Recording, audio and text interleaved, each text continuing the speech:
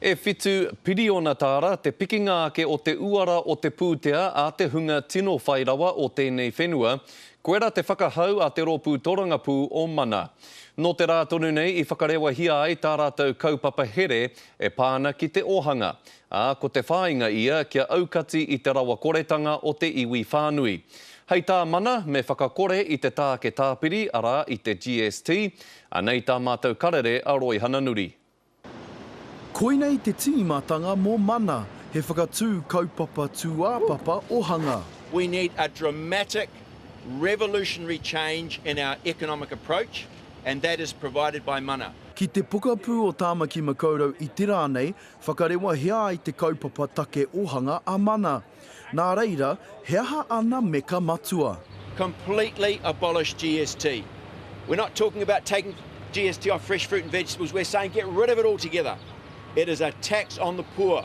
Tuatahi, he whakakore I te tāke tau hoko hoko.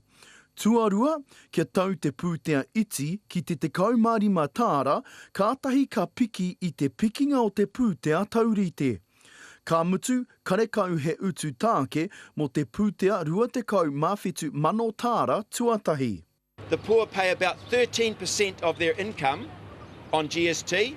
The wealthy pay 5% of their income on GST. Nā reira, hei tā te kaiarahi mo mana a hone harawira, ka whawhai tana pāti mo te hunga rawa kore. Nā hinara, he hāpai ana I te iwi whairawa, ko te rōpū Māori, hāpai ana I ngā Māori whairawa, ko te rōpū Reipa, he hāpai ana rātau I a rātau anō. Engari te pātai ia, mēnā he kaupapa pai tēnei mo mana, ke whakaihu waka ai te ohanga o Aotearoa. Mena ko tō ngākau kei roto I tō kōpaki pūtea, kore tāia. Engari mena tō ngākau kei tō iwi, ka tāia. Koina te whakapono o te kaiarahi o mana, engari kei tā rātou kai kōrero mō ngā take ohanga, te mahi nui, ara te whakatinanatanga. First of all, that $15 billion, in getting rid of GST, we can find that $15 billion through a financial transactions tax. E hara tēnei hīkoi, he hīkoi kia whairawa mo mata.